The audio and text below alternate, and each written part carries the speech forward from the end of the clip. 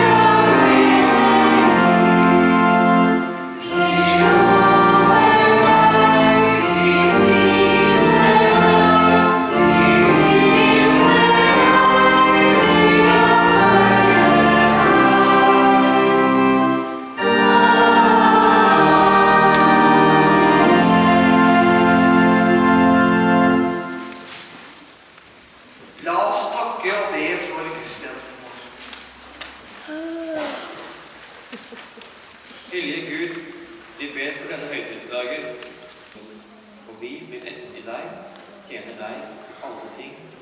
Amen.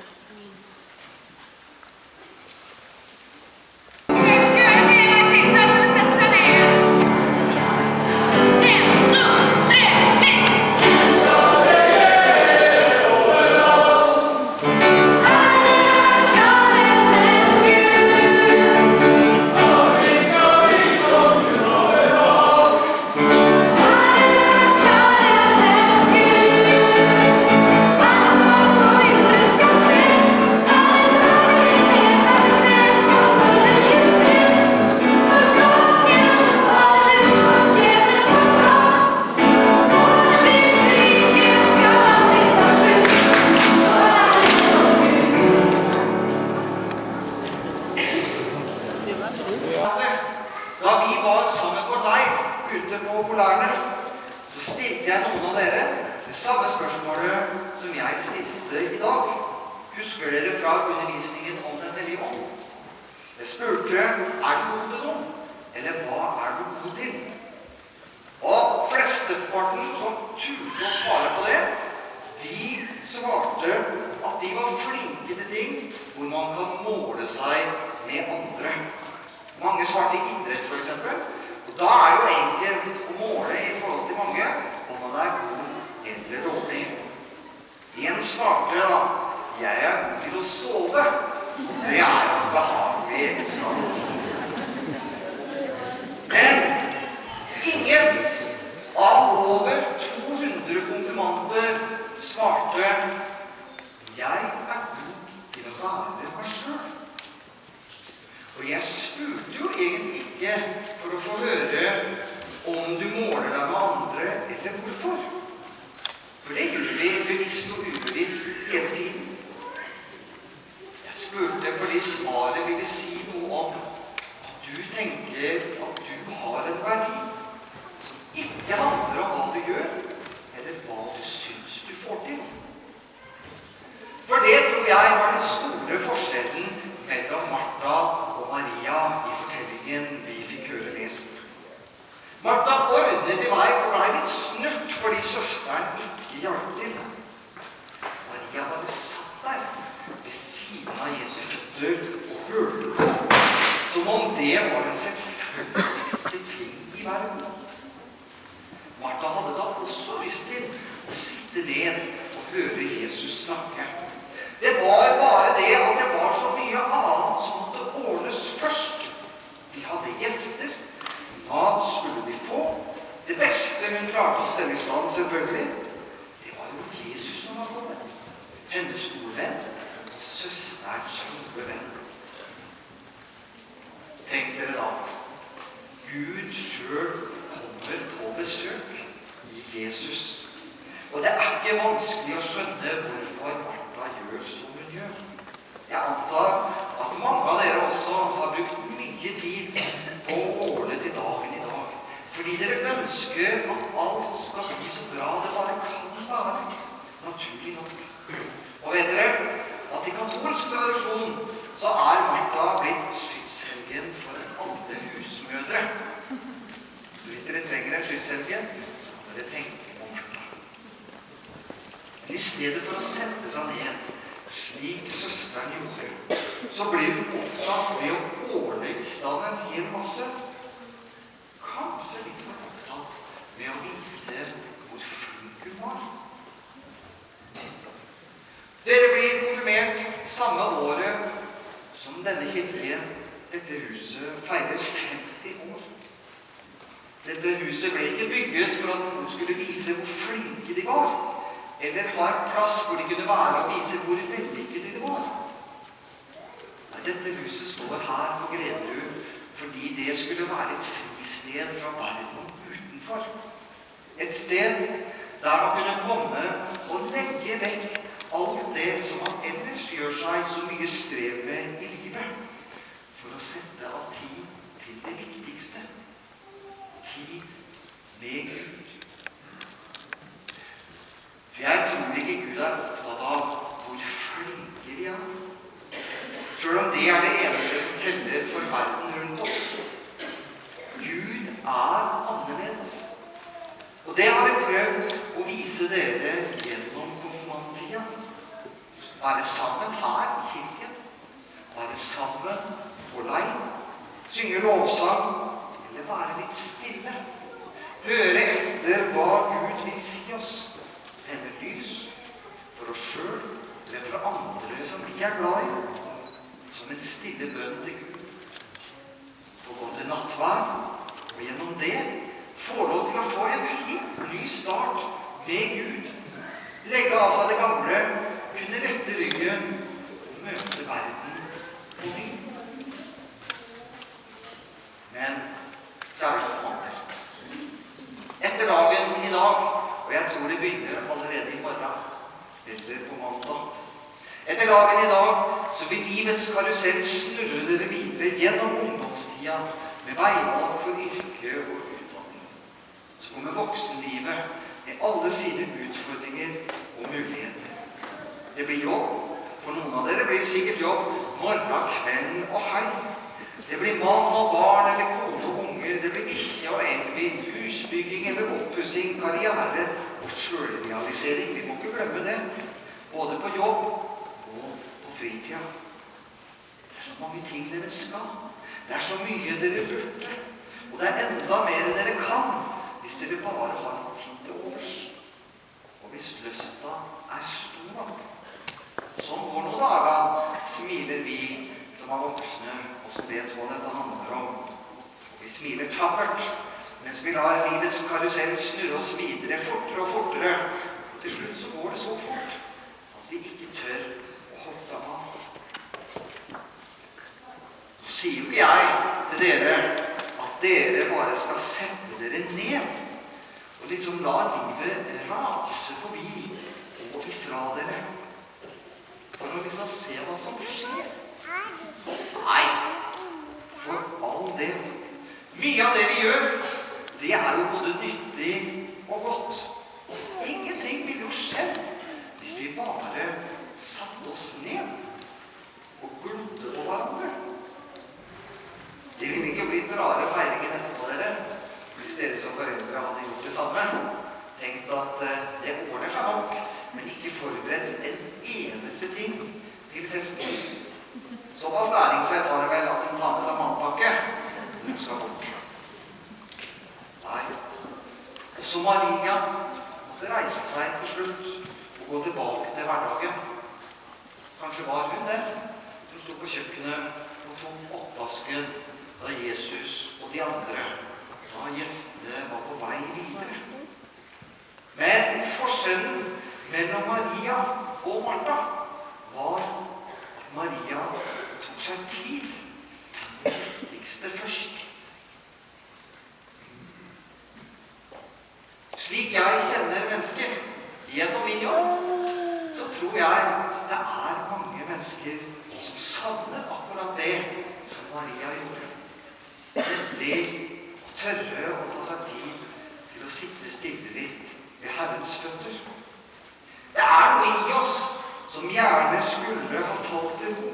En indre ro, der vi ikke hele tiden må prestere eller gjøre noe. Men bare få lov til å sitte stille og ta imot. Bare leve.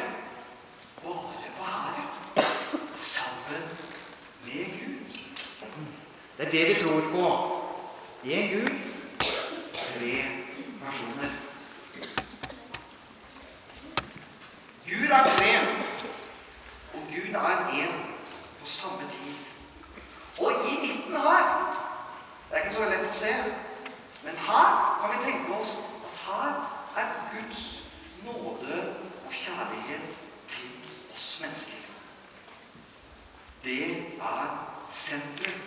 Og her i midten kan vi få lov til å leve våre liv, hvis vi vil. Omsluttet av Guds nåde og kjærlighet. Ikke som en belønning for alt det vi får til, men som en gave. Fordi du er elsket akkurat som du er. Er du god til noe? Jeg håper at du vil svare ja på det, uten å tenke deg om. Jeg håper du kan svare, ja, jeg er god til å være den som Gud har skapt meg til å være. Kjære konfirmanter, kjære alle sammen. Velg den gode del videre på deres livsvandringer. Tid med Gud. Tid til å lytte til Jesus. Det kan gi deg styrken du trenger i møte med livet slik det faktisk er. Slik du faktisk er. Ære være Faderen og Sønnen og Den hellige ånds navn, som var, er og blir en sann Gud fra evighet og til evighet. Amen.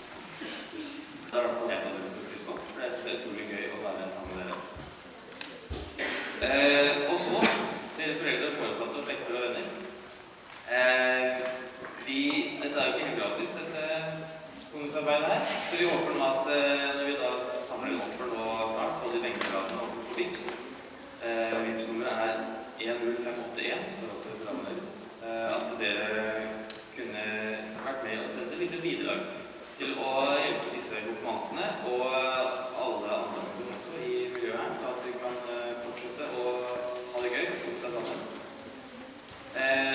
Og det hadde vi satt stor pris på, og tusen takk for deres bidrag.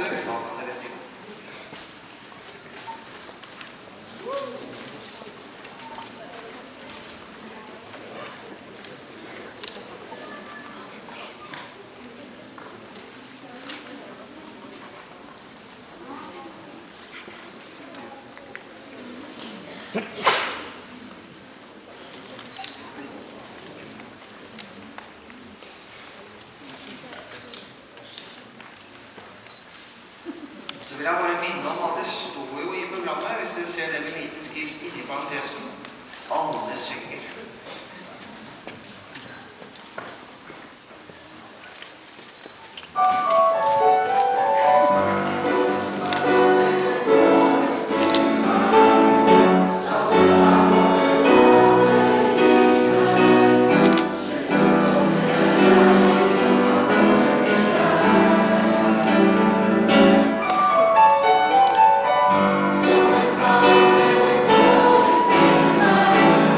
So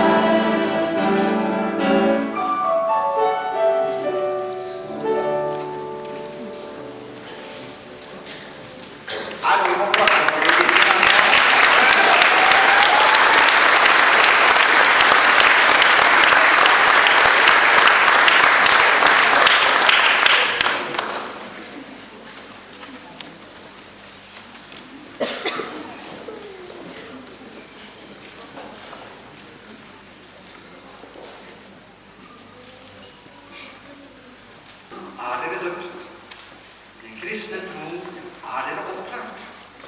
Kom nå fram til Herrens alter, så vi kan be for hver enkelt av dere i Jesu navn.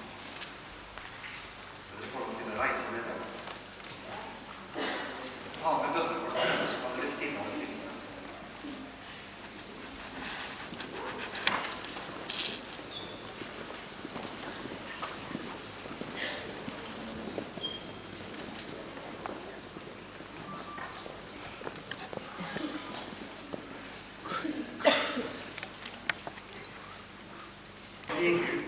Vi ber deg for Yme Segelsten Thomson. La henne alltid se at Jesus er veien, sannheten og livet.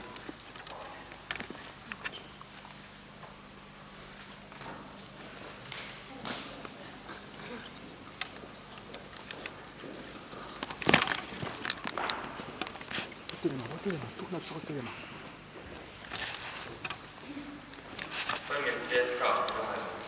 Jeg ber deg for Juhai, Faderhamn og Kashal. La henne få vandre i ditt lys og leve sitt liv omsluttet av din kjærlighet. Amen.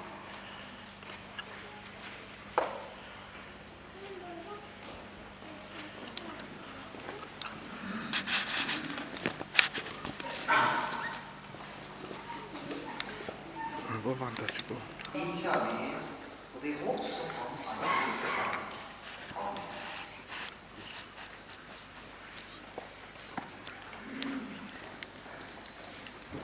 Hjelp han til å leve til din ære, til glede og velsignelse for andre. Amen.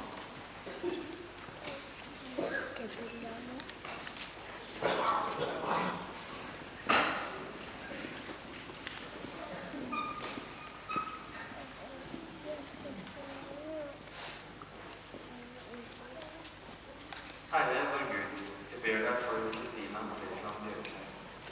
Gi henne, gjør henne trygg på at ingenting kan skille henne fra din kjærlighet i Kristus.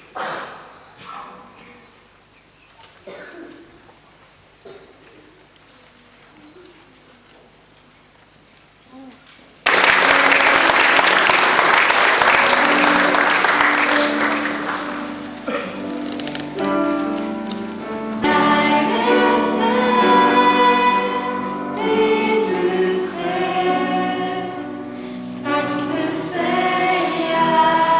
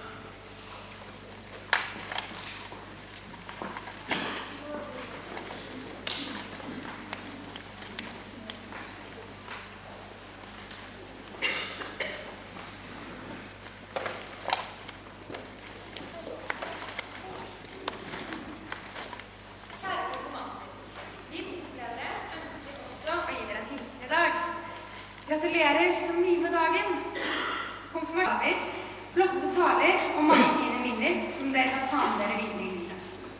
I konfirmasjonstiden har vi ønsket å gi dere en opplevelse av å møte med troen på Gud og Jesus, som er grunnen for arbeidet og fellesskapet vårt. Sammen har vi både lært, tatt utfordringer og ikke minst hatt det gøy. For mange var konferd populærene konfirmanttidens desiderte høydepunkt, noe vi ledere forstår veldig godt. Dere er en gjeng med flotte ungdommer, også kalt kidsa våre, som tar godt vare på hverandre, sprer godt humør, og til nattvaktens store glede finner på lite tull. Konfirmanttiden i sin helhet har bestått av bra folk, bra sang, et trygt og godt fellesskap, og en ganske varm, eller som noen ville sagt, skikkelig svett disco. Det var spennende å diskutere med dere i undervisningen, men må innrømme at det var litt surt å ta opp i vår ord. Som mange av dere sikkert vet, har vi mange tilbud her i kirken. KRIK, Opus, ungdomsgudstjeneste og 3XL lederkurs, som er et kurs for dere som konfirmeres i år og ønsker å bli med videre som ledere. Vi håper at dere alle vil være med på ungdomsarbeidet vårt, eller alt det andre som skjer her i kirken. Kirken er et sted for alle, og hver og en av dere er hjertelig velkommen. Så gratulerer med dagen igjen. Vi ønsker dere masse lykke til, og håper at dere får en fantastisk dag i dag. Vi håper å se mange av dere igjen, både i og utenfor kirken.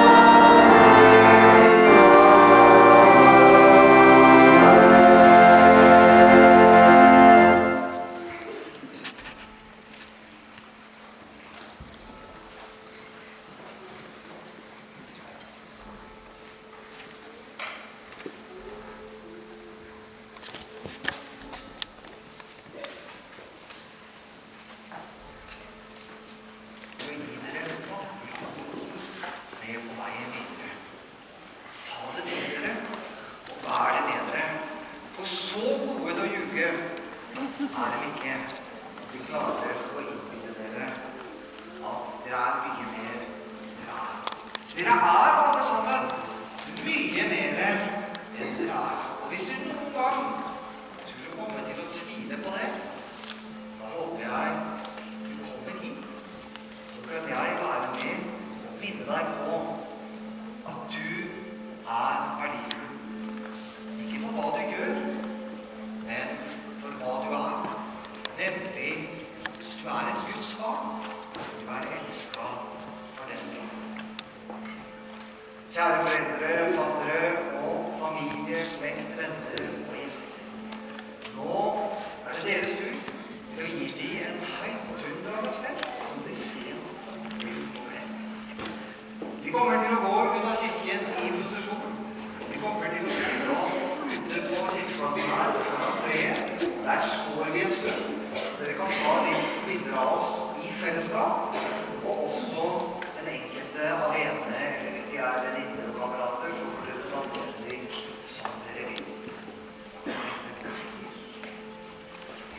Vi skal få lov til å gå i vår Herres fred. Vi skal tjene Gud og våre medmennesker med glede.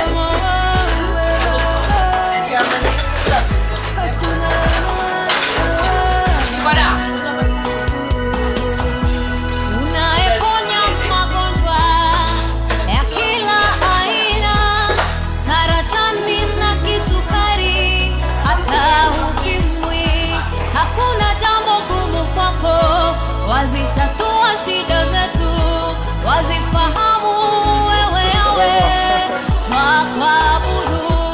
Umetupa afya njema, umetulinda usiku kucha, umekuwa rafiki wetu wa karibu. Hakuna kama wewe, hakuna kama wewe, hakuna kama wewe, hakuna kama wewe.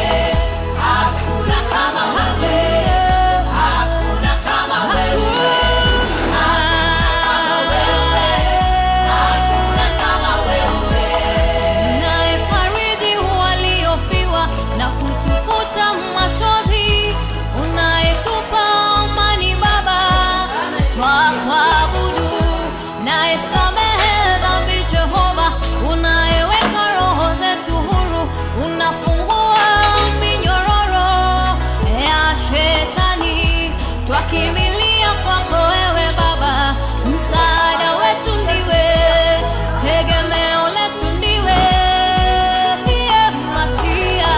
Hakuna kama wewe, hakuna kama wewe, hakuna kama wewe, hakuna kama wewe, hakuna kama wewe, hakuna kama wewe. Hakuna kama wewe, haina matunda, tukisema wewe ni Mungu, haina matunda, tukisema kuna kama wewe, haina matunda, tukisema wewe ni Mungu, haina matunda, tukisema kuna kama wewe. Hakuna kama wewe, hakuna kama wewe.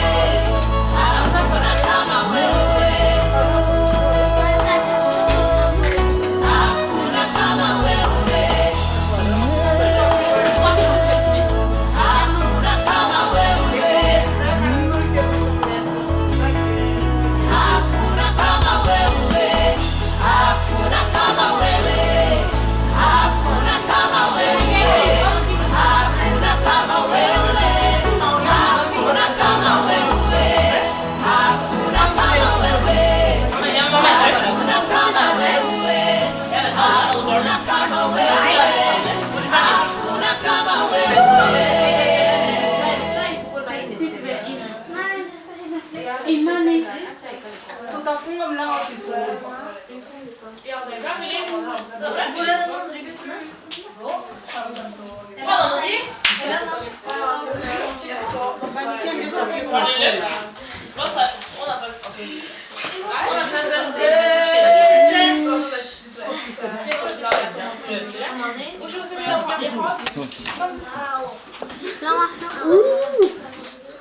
Selfie.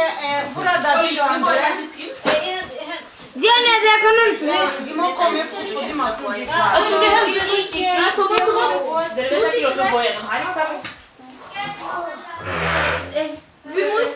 Sätt den längst. Fyll plassen där nere. Det är inte jämnt. Det går bra. Nej! Jag fyller inte lappen men jag är på. Okej, välkommen allesammans. Det är stängt så här. Men jag ska se något där.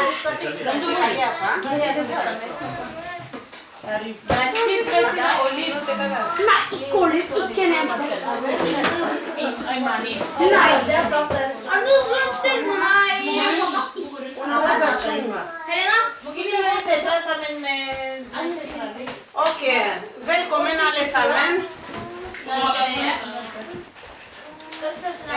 Ja, imani kan jag vänta ska Amania ska se Noelis.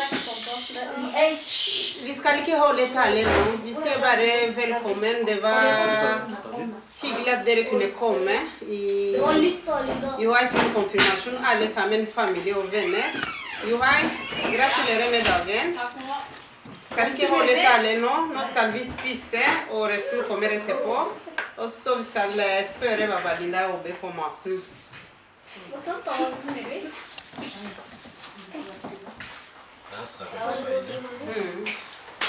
Asante sana Bwana Yesu.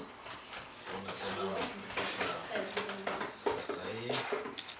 Na kushukuru Bwana kuona mlinda Yohai na kumfikisha kwa miaka yenye tofauti firme. Bwana mzidishie na aendelee katika kutumikia Bwana. Asante kuona umetulinda sisi sote na Bwana unatuongoza ndani ya maisha yetu. Sasa hivi Bwana tunatia chakula hiki mbele ya macho yako Bwana, kibariki na kizidi kutubarikia na sisi. Nasema hivi katika jina la Bwana Yesu na la Baba na la Roho Mtakatifu. Amen. Så Johai, vi dere starter. Så det er bare å forsyne dere.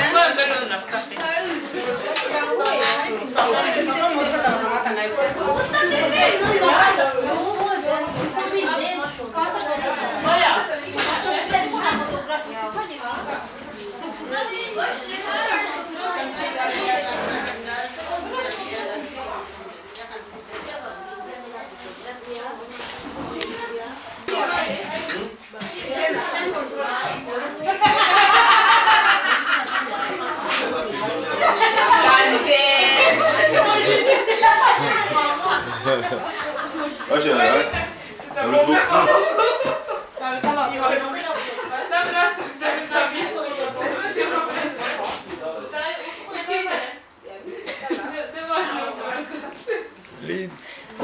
Bliss.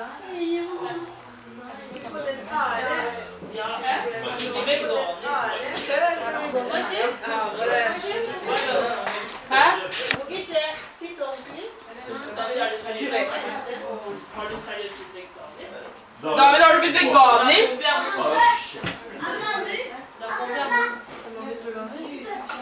Oi,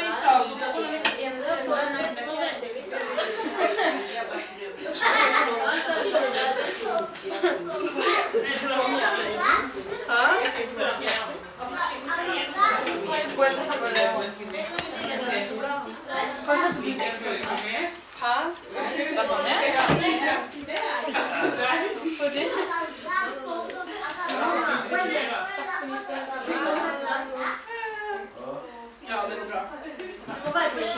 David, har du veganer? Sånn bare ikke noe ting? Bare gress? Du kan ta gress. Det er gress der bak for det. Bare gress.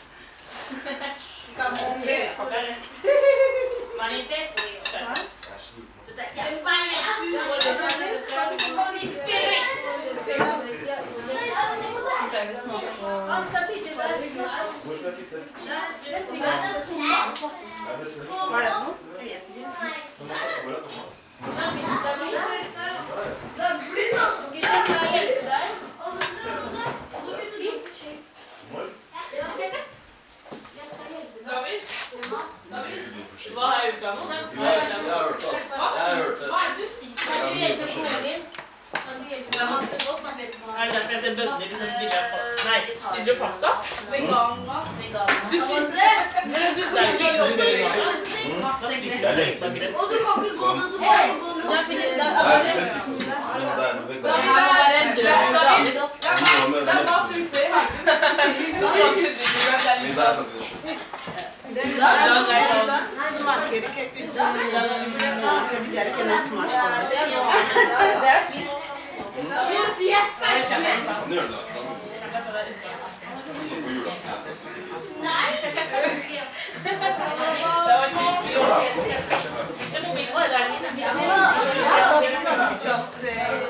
Det är ifrån hvis du svänger fram. Hørte svenskene.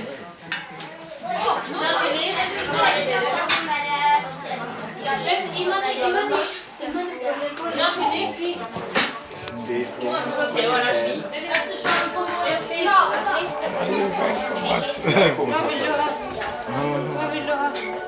Se ifrån. Men vänta. Hvordan er det i skogen? Nei, forskning. Fikk jeg Forskning leverer. Leverer terapi.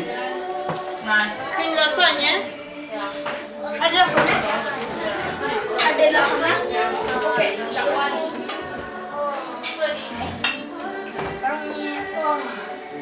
Boris? Så fint du er, Adande. Det er nesten du skulle gifte deg der. Sivla som skal deg lage mat. You are så den ones nå, jeg kan den frosten. Ja. Nei, kan ikke deg min. Jeg kan ikke gjøre det en gang i fordi vi må bare gjøre det sånn her. Ja, men Det går ikke så fort. Det er sjukt her, er så brukt. Hva skal du ha i mani? Jeg handler mye på Fretex når jeg fikk å reise, så handler jeg musikk. Jeg skal nok ligge på langsene, men jeg kan ikke tro at det er det som jeg kjøper det på. Den gjør jeg det. Jeg var gå der og sende meg. Gjør du ikke det? Andre var fint.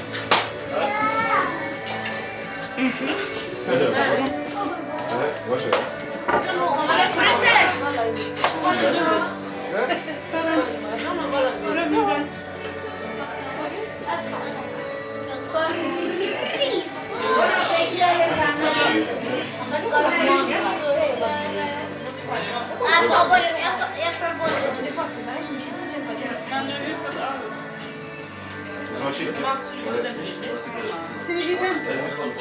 Du kommer ikke på foten, du ikke vil være på Jeg var oppe etter penger. Du kan til og med få det der. Nei, du kan ikke ha penger. I got 1, 2, 3, 4, 5, 6, 7, 8. Sa du navnet mitt? Kan jeg si navnet ditt? Hva heter du igjen?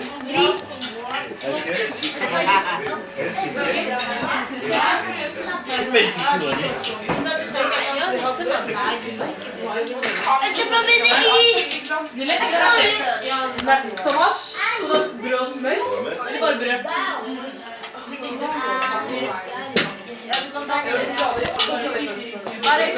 Skulle ha gått 2 fantastiske.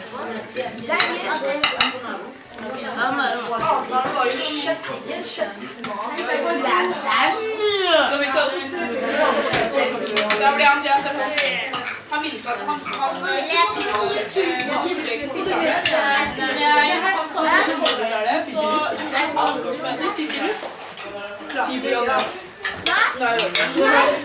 Jeg sett meg video. Jeg spiste og måtte bare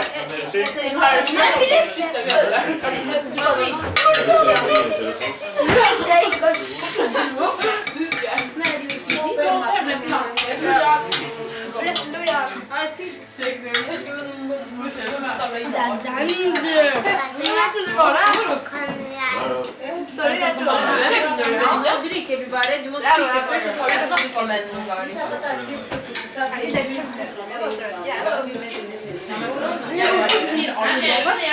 Må ikke ikke bare eller faktisk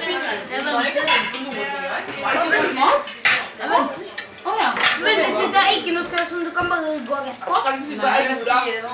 Er du sikker på at Aurora? Jeg er sikker på at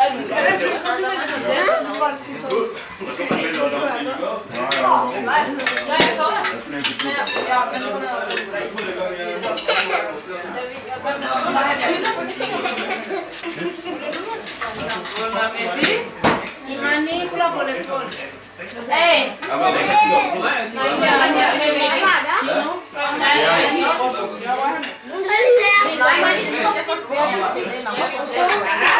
Er du veggis?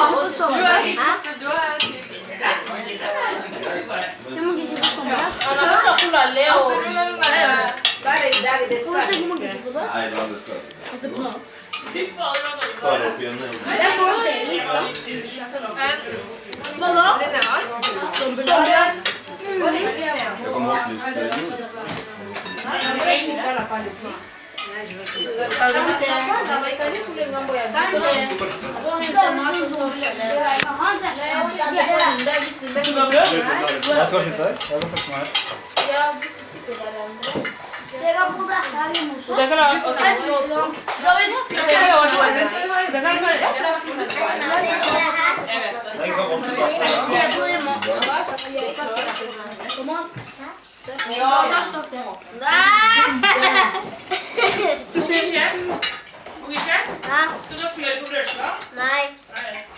Jeg skal bare brød. Nei, men det er bare noe poengen. Men er det bryllup? Ja. Det er bare mamma det.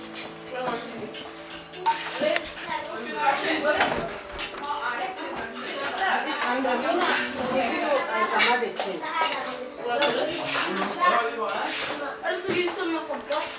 Hva skjer da?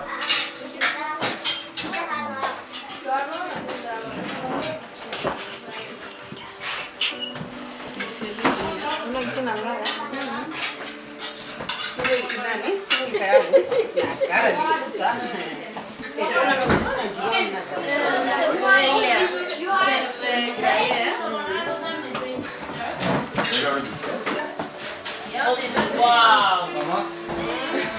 Jeg driver på kjøre med i dag. Nei, du skal ikke kjøre. Men har du bursdag? Ja, men hva er bursdag?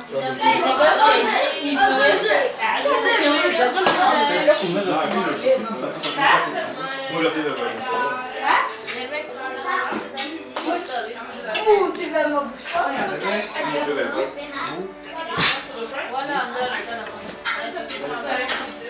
Comment on m'a fait au grand Maurice?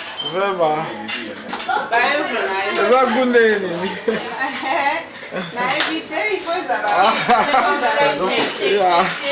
Et l'embellie à moi, c'est très mystique. Ah, merci beaucoup.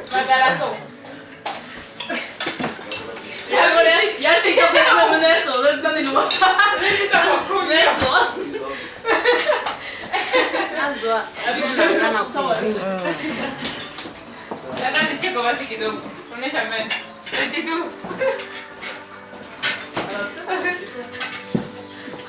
Har du gris? Nei. Har du gris?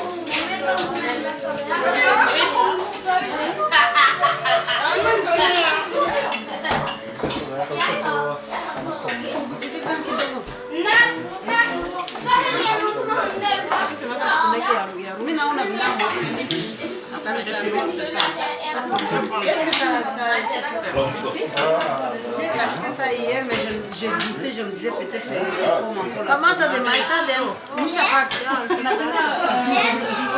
J'ai pris chez Gisèle à maintenant, c'est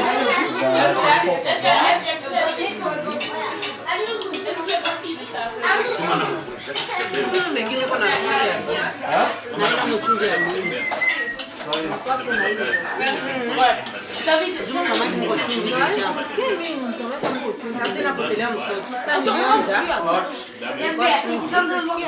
Aqui você acha na carta na quando você tá tentando? Esse aqui é Não é que só?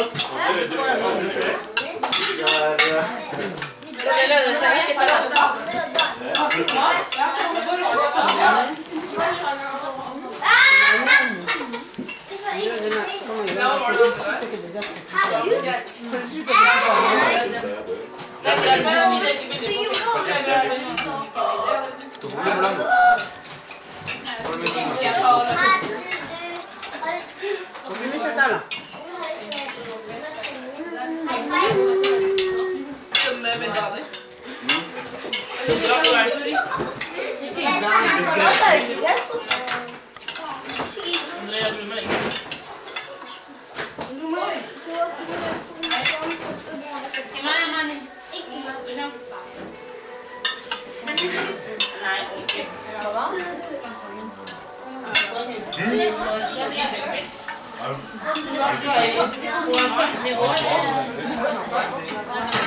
Det var 9 liksom.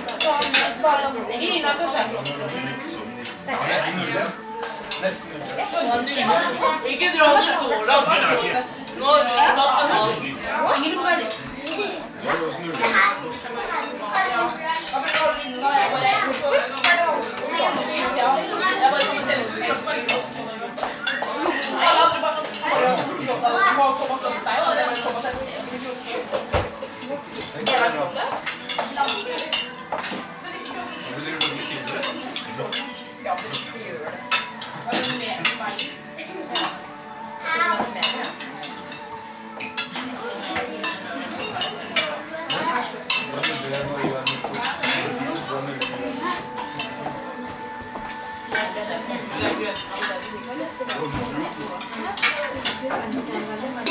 Det fant ikke, vi lette i går. Nei, vi fant ikke. Det var jeg som fant Her skal vi gjøre det der nå. Hva? Utanikumbuka. Jeg må ta bildet av den først da. Jeg må ha lys.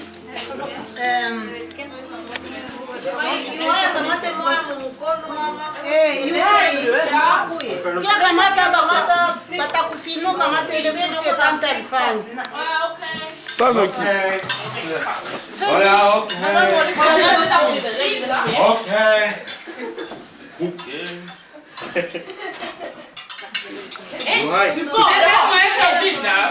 C'est un travail super. Ja, han håper vi bare har det. Elena. Å, det må ta bilder.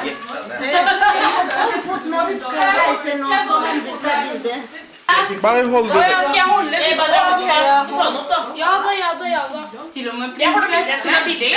Så du skal synge litt. Bare synge for henne.